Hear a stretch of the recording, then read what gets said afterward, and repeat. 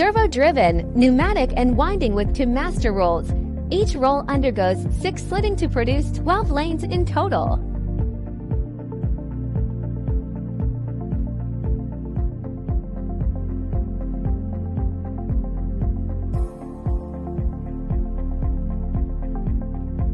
The master roll is driven and braked by belts powered by servo motors to provide driving force and braking resistance.